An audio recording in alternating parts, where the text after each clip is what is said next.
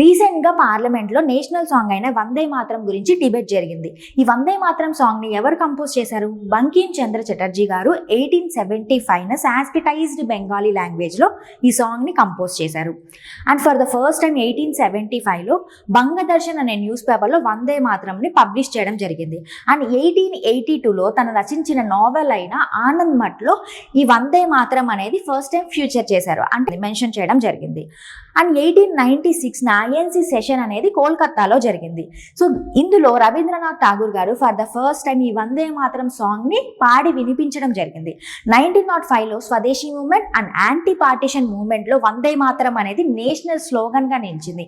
And 1907లో madam Bikaji comma గారు స్టుట్గర్ట్ జర్మనీలో try colour ఫ్లాగ్ని unfold చేశారు. ఈ ట్రై కలర్ ఫ్లాగ్ మీద వందే మాతరం అనే స్లోగన్ని మెన్షన్ చేస్తున్నారు.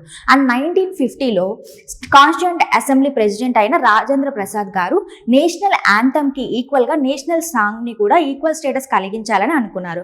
సో Jan 24, 1950 ఈ నేషనల్ సాంగ్గా దీన్ని వందే మాతరంని అడాప్ట్ చేసుకోవడం జరిగింది.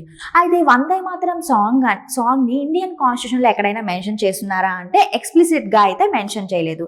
బట్ నేషనల్ యాంథమ్ని, నేషనల్ ఫ్లాగ్ని, కాన్స్టిట్యూషన్ని రెస్పెక్ట్ చేయాలని చెప్పి ఫండమెంటల్ డ్యూటీస్లో ఆర్టికల్ 51A క్లాస్ ఏలో మెన్షన్ చేయడం జరిగింది. అయితే ఈ వందే మాతరం సాంగ్ని ఇంగ్లీష్లో ఎవరు ట్రాన్స్లేట్ చేశారో కమెంట్ సెషన్లో చెప్పండి.